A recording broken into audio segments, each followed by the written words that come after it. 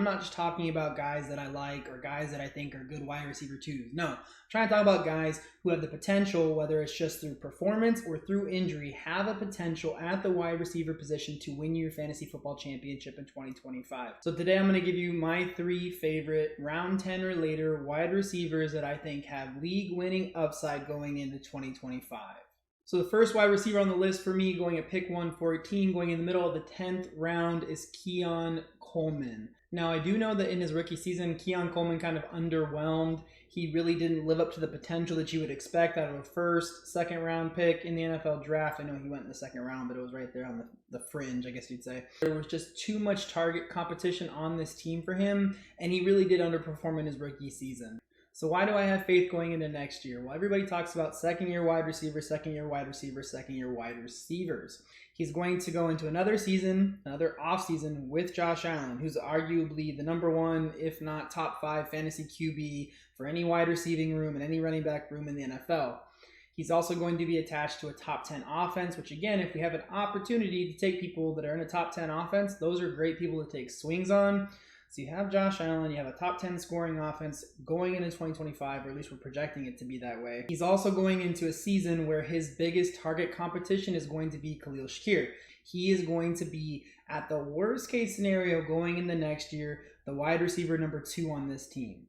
If Khalil Shakir goes down, misses games, loses a step, and Keon Coleman takes the second-year jump that we've come to expect out of second-year wide receivers, that sets up Keon Coleman in a smash spot. You're getting a guy who's going in the 10th round who has the potential to step into the wide receiver 1 role within the first handful of weeks. If an injury happens, he's thrusted into the wide receiver 1 role on a top 10 scoring offense with Josh Allen as his quarterback.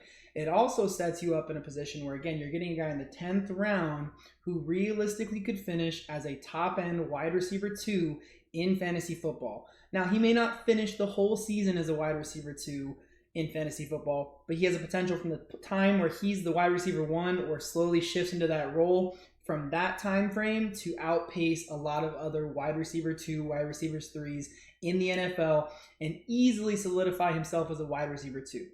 Everybody's saying, oh, Marvin Harrison's going to take this big jump. Why is there any better chance for Marvin Harrison Jr. to take a bigger jump in 2025 than there is Keon Coleman? Realistically, there's not. There's still a number 1 target earner ahead of him, just like Marvin Harrison Jr. He's still going to have a decent running back in the backfield vis-a-vis James Cook versus James Conner.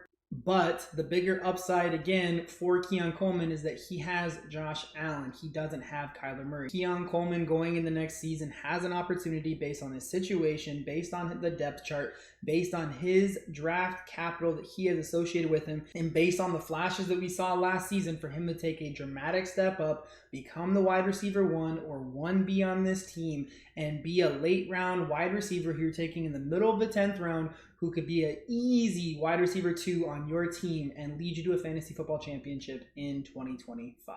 So for my second wide receiver going at pick 118, the next wide receiver off the board, weirdly enough, going at the end of the 10th round, we have Rasheed Shahid. Best thing that the Saints have going for them right now is that they have Kellen Moore as this new head coach and offensive play caller for the Saints in 2025. Rasheed Shahid last year through the first, 3-4 weeks that he was playing, looked like the more dominant, explosive, and just better wide receiver, holistically speaking, over Chris Olave. Yes, you can say that defensive coordinators are spending more time thinking about how to scheme up Chris Olave being schemed out of this offense and not being as effective, but I can still tell you, even with that bearing in mind, Shahid looked better on tape.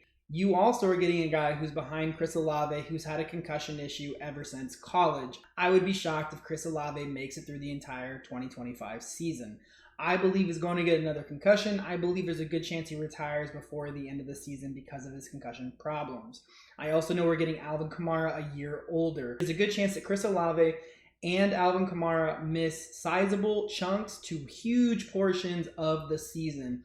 If just one of them misses or if both of them misses a decent chunk of time, it is going to mean that Rasheed Shahid is bumping up to the #1 wide receiver, that you're not drafting him at that spot. You're drafting him after Kamara, you're drafting him after Olave. The other big thing to keep in mind for Shahid that's really, really positive is even if Olave goes down, even if Kamara goes down, he's still going to have touches schemed up for him by Kellen Moore. So he is still going to be viable in fantasy football, whether those players go down or not. The other big point of doing this video is I'm not just talking about guys that I like or guys that I think are good wide receiver twos. No, I'm trying to talk about guys who have the potential, whether it's just through performance or through injury, have a potential at the wide receiver position to win your fantasy football championship in 2025.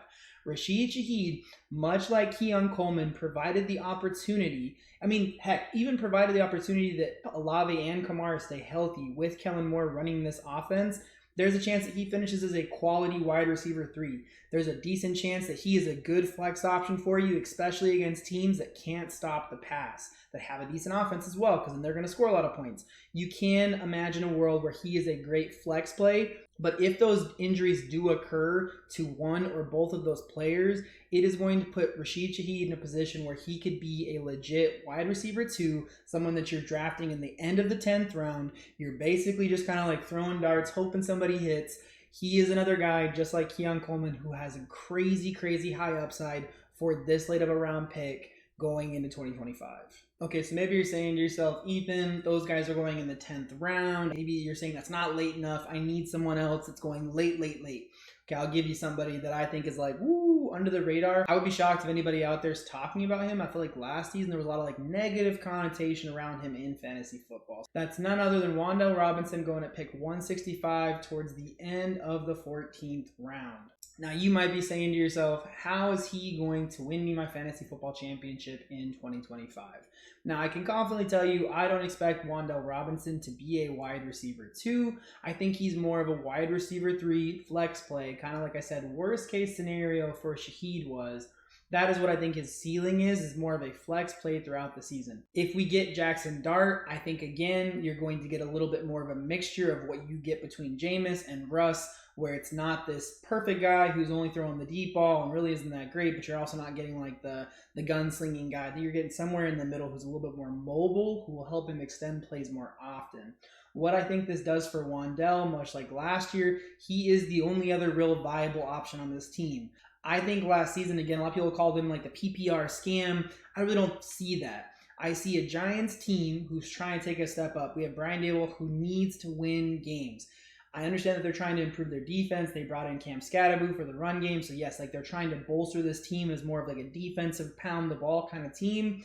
They're still going to have to throw the ball. Their defense is not good enough to stop teams, hold them to, 20 points a game. That's not what's going to happen. The running back room, as much as I love Tyrone Tracy, even Cam Scatterboo, it's not good enough for them to be able to, again, play defense, run the ball. They're going to have to pass the ball.